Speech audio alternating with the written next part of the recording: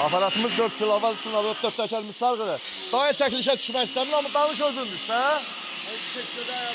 Hə? Dayını bax, dayını başdan aşağı çəkirəm, göz çəkmirəm. Ay dayı.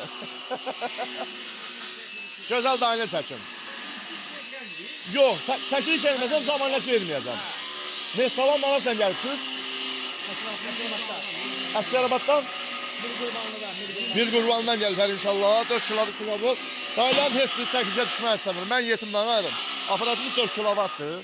Sağ sistemi 32 taxladır. Ne bileyim 3 kilovat, 4 kilovat, 5 kilovat, 2 kilovat. Aparatlarımız çoxdur.